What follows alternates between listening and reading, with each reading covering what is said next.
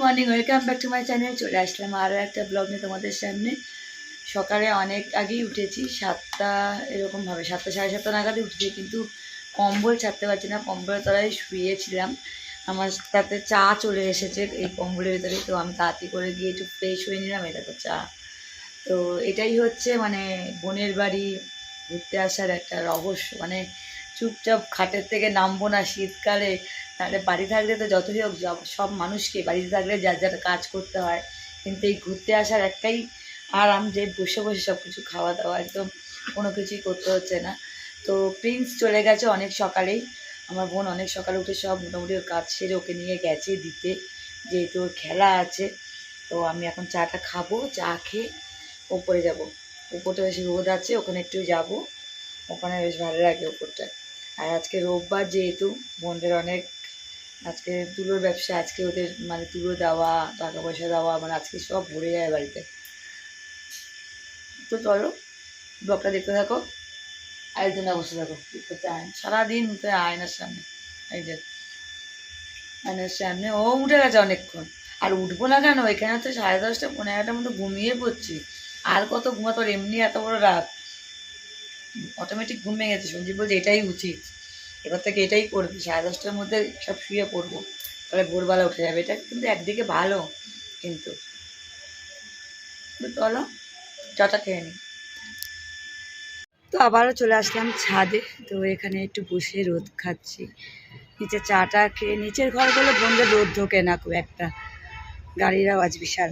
তো নিচের ঘরে অতটা রোদ ঢোকে না, কিন্তু ওর ওপরের ঘরে একদম সারাদিন রোদ, মজাই লাগে বেশ। শীতের রোদ বলো, আমরা তো পাই না, শীতের রোদটা একটু দরকার শরীরে। হাঁপিয়ে গেছি। তো এখানে বসে আছি, আমার বোন অনেক সকালেই গেছে, ওকে দিয়ে আবার আসবে, যেহেতু খেলা।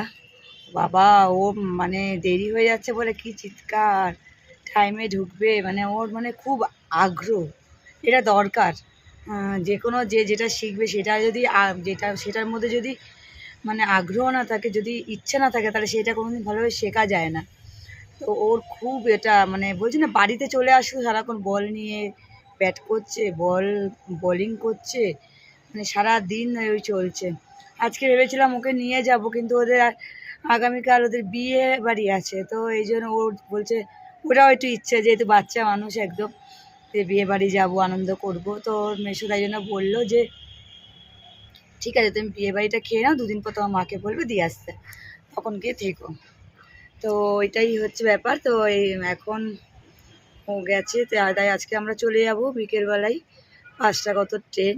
তো আবার সেই কালকের থেকে কাজ, তার মধ্যে আমার ভাসুরের শরীর খুব একটা ভালো না, একদমই মানে কী বলবো, মানে খুবই খারাপ। তো যাই হোক, বাড়িতে দিকে মন টানছে, কারণ ওনার শরীর ভালো না। 2 দিনের জন্য বেরোলাম, কেন সঞ্জীবও এইসব দেখে না, যে সঞ্জীব ঘরে থেকে থেকে মানে ওরও মনটা একদম খারাপ। যতই হোক দাদা না, খারাপ মানে চিন্তা করছে করছে, তাই জন্যই ট্রেনে একটু বার করলাম। আমারও একঘেয়েমি লাগছে, তাই আমি বললাম চলো আমার সাথেই চলো, একা তো কোথাও যায় না, আমি না আসলে, তাই আমি নিয়ে আসলাম টেনে টুনে, যে একটু অন্তত মাইন্ডটা চেঞ্জ হোক। তাও চিন্তা করছে যে এখন একটু পরেই বড়দিকে ফোন করবো, কেমন আছে না আছে। তো দেখো রাস্তা দিয়ে সারাক্ষণ গাড়ি ঘোড়া চলছে, মানে বিরাম নেই রাস্তার। আর বোঁদের সামনে ঝিলটা আমার বেশি ভালো লাগে। তো চলো অনেক বক বক করলাম, একটু রোদ পুড়িয়েই নিচে যাব, দোতলার ঘরেই বসবো, নিচে একদম নিচে যাব না, ভালো লাগে না বলো। এখান থেকে আমার তো খুব ভালো লাগে, আমার কোথাও যেতে ভালো লাগে না, আমার একটু টাইম পেলেই মনে হয় যেন বোনের বাড়ি আসি। মা ওদিকে বলে যেতে, কিন্তু কি বলতো, সেই বাড়িতে গেলে বসে থাকবো ঘরে, এর থেকে বরঞ্চ বোনের বাড়িতে কি চারদিকটা এত ভালো লাগে, এই জন্যই বেশি ভালো লাগে, আর কিছুই না। মার বাড়িতে গেলেও রেস্ট পাবো, রেস্ট সব জায়গায়, আমি কোথাও গেলে খুব একটা কিছু করি না, খুব কম, কিন্তু তাও কিন্তু যাবো, মার কাছেও যাবো, দেখি মারা আসার কথা, দেখা যাক। চলে এসেছে পরোটা আর আলুর তরকারি, তো এখন এই যে বসে আছে, আমরা সব খাবো। তো চলো খেয়ে নিই, খেয়ে তারপরে পরে কথা বলছি, প্রচণ্ড খিদে পেয়ে গেছে। কেননা জুই এখনো ওঠেনি,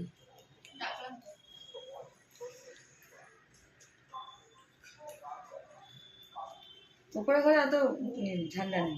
নিচে করে বেশি ঠান্ডা হয়েছে। তো চলে এসেছে চা। তো এখন দুবার হচ্ছে এই নিয়ে চা খাওয়া। সকালে একবার খেয়েছি, আবার এই যে জুই গরম করেছে, এই যে জুইকে তুলেছে দেখো। ও চা পাগল, আমরাও চা পাগল। ও চা মানে এই জাস্ট উঠলো, উঠে খেলো, আমরা এই আবার চা খাচ্ছি। আমিও চা পাগল, কিন্তু একা একা ভালো লাগে না। চা পাগল হলে গেবে অনেকে থাকবে, তার চা করে মজা আছে, আর খেয়েও মজা আছে। আর একা একা চা নিজের জন্য একা হয় না। চা খেতে আমি বিশাল ভালোবাসি। চাটা খেয়ে নিই, খেয়ে যাবো একটু, দেখি বেরিয়ে আসি একটু। ওটা দাও আমাকে একটু। এই যে সঞ্জীবও চা খাচ্ছে, দেখতে পাচ্ছ, শুধু আমি একা খাচ্ছি না। তো আমরা রেডি হয়ে নিয়েছি, এখন সব বেরোবো। চলো, এই যে সব রেডি হচ্ছে, গালে হাত দিয়ে বসে আছে আরেকজন। চলো, হ্যাঁ যখন ওখানে যাবো। চলো সবাই যাচ্ছি এখন। বোন রান্না করছে, চল। দেখে তোমরাও তো অতটা বুঝতে পারবে না, এখান থেকে আমার বোনদের বাড়ি দেখা যাচ্ছে, হয়েছে ছাদে জামা কাপড় মেলা। তো দেখো কি সুন্দর লাগছে। চলো যাচ্ছি সব আমরা। বোনদের আরেকটা জমি আছে, তো সেটা তোমাদেরকে দেখাবো। ভিতরটা একটু ঘুরে আসি। আর এই রাস্তা অনবরত যাবো, এখানে আর ব্লক হবে না, গাড়ির আওয়াজই বেশি। এবার ধুলো বিশাল, শীতকালে ধুলোটা বেশি ওঠে। চলো যাচ্ছি আমরা, চলো যাওয়া যাক। তো এখন যাচ্ছি হচ্ছে আমার বোনদের জায়গার ওখানে। তো আমরা এসছিলাম একবার, কিন্তু সঞ্জীব আসেনি, তাই সঞ্জীবকে নিয়ে এবার আসলাম। তো চলে যাওয়া যাক ভিতরে। ভিতরে গিয়ে তোমাদেরকে দেখাচ্ছি।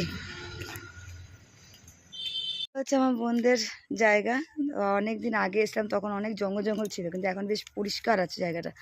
এই যে পেঁপে গাছ, এখানে নিম গাছ, অনেক গাছ আছে। এই সব পেয়ারা, আম গাছ, কাঁঠাল গাছ, সব গাছই আছে। তো সুন্দর লাগছে বেশ। লেবু গাছ, কাগজি লেবু আছে।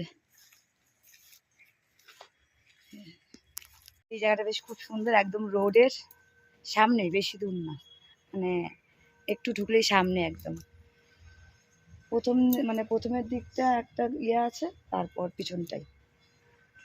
বেশ ভালো জায়গাটা, গাছগাছালা লাগিয়েছে, আরো বেশি ভালো লাগছে। আগে তো গাত্র ছিল, এখন বেশ সমান করে দিয়েছে, পরিষ্কার পরিচ্ছন্ন করে। তো চলো, খুব সুন্দর লাগলো। না, শ্যামল তো এসে অনেক গাছ পুঁতেছে এখানে।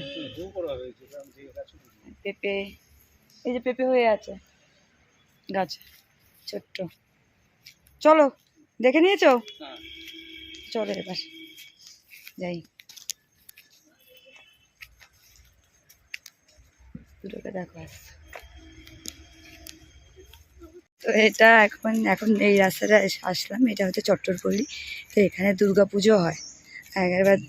হ্যাঁ, এই এসেছিলাম পুজোর সময়, খুব সুন্দর পুজোটা হয়। এই যে দেখতে পাচ্ছ, এই যে এখানে, চলো তোমাদের দেখাচ্ছি, খুব সুন্দর হয় পুজো। কারি পাতা, ওটা কারি পাতা গাছ। এই যে দেখো, এখানে বেদি করা আছে, এখানে পুজো হয়, খুব সুন্দর। দেখো চারদিকে গাছ, এইসব জায়গা কি শান্তি। এই যে দেখো, রাধাকৃষ্ণের মন্দির, খুব সুন্দর। দেখো এখানে এখানে না, এগুলো বেগুন গাছ, ফুলকপি। ওইগুলো বেগুন গাছ, এইগুলো ফুলকপি, ছোট ছোট। বাঁধাকপি এটা, হ্যাঁ হতে পারে। আর বেগুন গাছও আছে। আর ওই যে দেখতে পাচ্ছ ওখানে সর্ষে ক্ষেতও আছে। গাঁদা ফুল আর সর্ষে। ভিতরে ঢোকা যাবে না, যেহেতু এখানে জাল দিয়ে আটকে দিয়েছে, তাই দূর থেকে তোমাদেরকে দেখাচ্ছি। কি অপূর্ব লাগছে দেখতে বলো। হ্যাঁ, গ্রামের দৃশ্য আলাদাই সৌন্দর্য, দারুণ দারুণ লাগছে। দেখতে পাচ্ছ ওখানে সব জল দেওয়া হচ্ছে, যেহেতু এদিকে অনেক চাষ হয়েছে আরও আদার্স, সেই জন্যই বোধহয় আটকে দিয়েছে। ওখানে পাড়া দিলেই তো মরে যাবে না গাছগুলো। তো চলো, খুব সুন্দর লাগছে, এখান থেকে তোমাদেরকে শেয়ার করলাম। পরে অন্য সময় আবার যদি আসতে পারি তখন যাব। জুইদের পেছনেও হয়, কিন্তু এখনো হয়নি, যেহেতু অনেকটা দূরে দাঁড়িয়ে আছি, তাই তোমাদের সেভাবে দেখাতে পারছি না। তো তো যাই হোক, পরে অন্য সময় এসে জুইদের পিছনেও হয়, ওই সময় যদি ওখানে থাকে আবার আসার সময় আসলে তখন দেখাবো তোমাদেরকে। পিছনটা ওদের এরকম পুরো সর্ষে ক্ষেত ভরে যায়। এই সামনের গুলো সর্ষে ফুল, আর পিছন ওই মাঝে না, এইগুলো সর্ষে দেখ, এই সামনের গুলো সর্ষে, মাঝখানে যে অরেঞ্জ আর ওগুলো রয়েছে ওগুলো হচ্ছে গাঁদা ফুল, তারপর আবার ওইদিকে সর্ষে।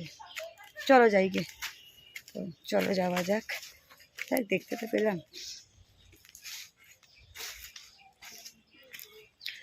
আসলে এগুলো আমাদের ওখানে তো দেখা যায় না, তাই জন্য এগুলোকে দেখার পর মনে হয় না যাক কিছু তো দেখতে পেলাম একটু হলেও। তো এটাই হচ্ছে ব্যাপার, আর কিছুই না। গ্রামের দৃশ্য আলাদাই সৌন্দর্য, যেটা আমাদের শহরে নেই। শহরের সৌন্দর্য আলাদা, অন্যরকম, গাড়ি ঘোড়া, বাড়ি ঘর উঁচু উঁচু, তাই তো। আর এখানে গাছগাছালা, এত সুন্দর সুন্দর ফুল, সব কিছুই দেখা যায় এখানে। তো চলো এবার বাড়ি যাই, আজকে আমাদের বাড়ি ফিরে যেতে হবে। অন্য সময় যদি দেখতে পাই। এই দেখো, এটা লঙ্কা ফুল গাছ, এই জানো এগুলো লঙ্কা জবা বলে। এই ফুল দিয়ে এটা হচ্ছে আমার বোনদের বাড়ির পিছনে, এই জায়গাটাও বোনরা নিয়েছে। দেখো কি সুন্দর। আর এইদিকে চারদিকে দেখো সর্ষে ক্ষেত বসিয়ে রেখেছে। আর কয়েক মাস পরে আসলে এগুলো দেখতে পাবো, বেশ বড় বড় হয়ে গেছে। আজকে তো তোমাদের দূর থেকে দেখালাম, যেহেতু ওখানে ঘিরে দিয়েছে। আর কদিন পরে আসবে যখন, তখন ভালোই দেখা যাবে। আমি বলি না ঘন ঘন বোনের বাড়িতে কেন আসি, এই কারণে এত সুন্দর লাগে না এই পরিবেশটা। দেখো এই পিছনের জায়গাটাও ওরা নিয়েছে, এটা আমি দেখিনি, হ্যাঁ শুনেছি, কিন্তু আজকে আসলাম, তোমাদেরকেও দেখিয়ে দিলাম। এই যে সঞ্জীব বাড়ি আছে, শ্যামের বাড়ি আছে, বোনের ঘর, তো তোমাদেরকেও দেখালাম। কেমন লাগছে বলো, সবাই কমেন্ট করো। জায়গাটা সত্যি সুন্দর না? আমার তো বেশ ভালো লাগে ভাই, গ্রাম জায়গাটা, গ্রাম শুনলেই আমি ঘুরতে চলে যাই, মানে আমার ভালো লাগে। এই দেখো ছোটো ছোটো ছোটো ছোটো সর্ষে বসিয়েছে। ওদিকেও আছে বড় সর্ষে, হচ্ছে ওদিকে অনেক দূরে আছে, তোমরা দেখতে পারবে না। ধীরে ধীরে সব, এখন সর্ষের সময় তো, তাই জন্য সব সর্ষের চাষ হচ্ছে। গাছে ভরা, পুরো সবুজে ভরা। তো চলো এবার যাওয়া যাক ঘরে, এবার ঘরে চলে যাই, তোমাদেরকেও দেখিয়ে দিলাম। চলো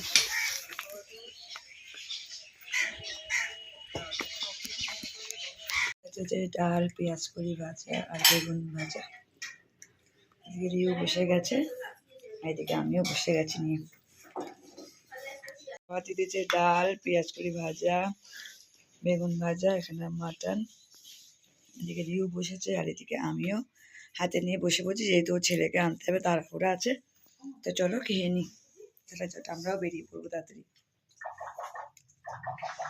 গুড ইভিনিং। তো এখন বাজে 7:30। তো চলে আসলাম বাড়ি, বুঝতেই পারছো।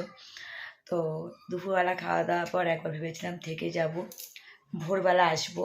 তো রাজিও হয়ে গেছিলো সঞ্জীব। তো এই তারপর আবার ভাবলাম না, ভোরবেলা আসলে আমার যেহেতু কাজ আছে, 9:30টার মধ্যে আমাকে সই করতে যেতে হবে। তো এই জন্য আমি আবার ভাবলাম না, অত ভোরবেলা উঠে আসার থেকে আজকে চলে আসাই ভালো। কারণ ভোরবেলা ওঠা শীতকালে, আর ওদের ওখানে যা ঠান্ডা, তো অনেক কিছু ভেবে ভাবলাম না, চলেই যাই, তাতে রাতে ঘুমটাও ভালো হবে, যা যা কাজ থাকবে সেগুলো করে নিতে পারবো। দেখো যাওয়া আসা থাকবেই, আবার যাব, তো তাই চলে আসলাম। তো রিউর একটু মনটা খারাপ, বলছে থাকতে পারতাম মা, তুমি তো বললে থাকবে। তো সব কিছু ভেবে আর থাকলাম না। তো চলো আজকের ব্লগটা এখানেই শেষ করছি। যদি কিছু ভালো লেগে থাকে লাইক কমেন্ট শেয়ার অবশ্যই করবে। তো আজকের জন্য আমি এখনই গুড নাইট বলে দিচ্ছি তোমাদেরকে, টাটা, ভালো থেকো সবাই।